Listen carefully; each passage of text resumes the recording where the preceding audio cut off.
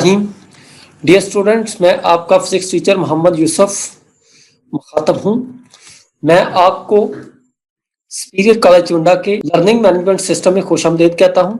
Students, आज हम chapter number 18 का topic transistor as an amplifier discuss करते हैं, जो कि लेक्चर नंबर 6 है। तो एम्पलीफायर स्टूडेंट्स इस डिवाइस को कहते हैं जो कि एम्पलीट्यूड को इंक्रीज करता है एसी सिग्नल की शेप को तब्दील किए बगैर। तो स्टूडेंट्स, ये काम कैसे कर रहा है ये देखें जरा। यहाँ पे ये प्रॉपरली काम कर रहा है। इसमें ये इलेक्ट्रॉन कैसे फ्लो कर रहे हैं, ये होल कैसे फ्लो कर रहे हैं बेस में से और कलेक्टर में से, ये देखें स्टूडेंट्स। और कैसे फिर ये ग्राउंड हो रहे हैं।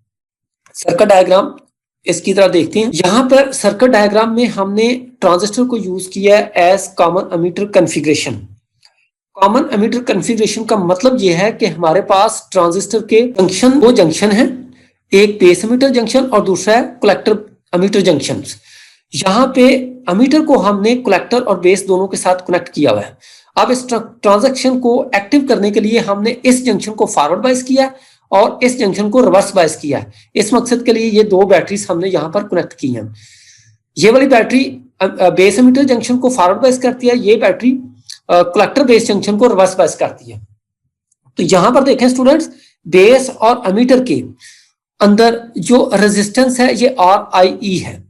जब यहां से हम इसको इनपुट सिग्नल प्रोवाइड करते हैं तो ये input signal VBE current IB जो कि बेस में से फ्लो कर रही है, ये करंट IC जो कि कलेक्टर में फ्लो करेगी, और इस एमीटर है इसमें से जो करंट फ्लो करेगी ये है IE।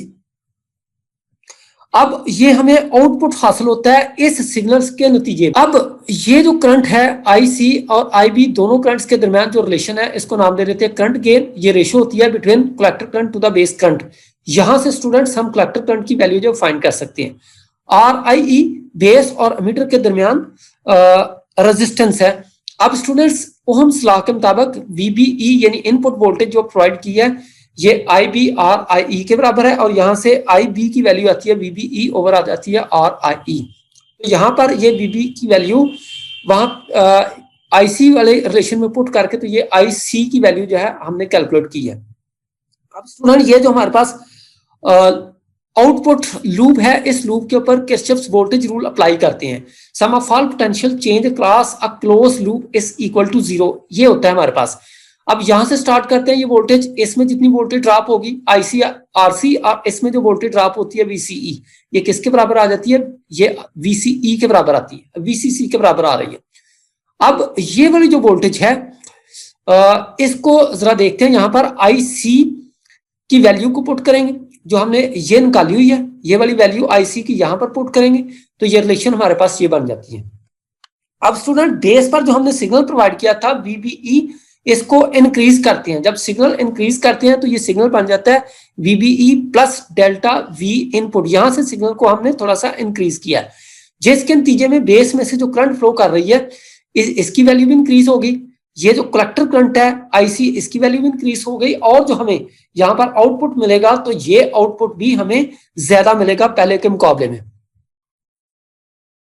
अब स्टूडेंट, यहां पर IC की वैल्यू लगाई तो ये हमारे पास फाइनल रिलेशन बनती है। इस रिलेशन में बीटा और RC को 1 by 1 इसके साथ और इसके साथ मल्टीप्लाई करके इसको सिंप्लीफाई करेंगे तो ये देखें, ये VC और ये हमारे पास VCC, ये दोनों आपस में कट हो जाते हैं। ये वाला फैक्टर इस फैक्टर से कट होता है तो बाकी हमारे पास बच जाता है डेल्टा VB नॉट, और ये आता है minus beta into V input over RIE, और ये आता है हमारे पास RC।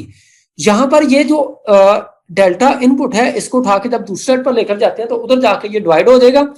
डिवाइड होते हैं तो ये बन जाता है हमारे पास गेन ऑफ द एम्पलीफायर, जिसको A से ज़ाहिर करते हैं। नेगेटिव साइन ये ज़ाहिर करता है कि एम्पलीफायर ने इनपुट सिग्नल को फेज शिफ्ट कर दिया है, यानी उल्ट कर दिया है।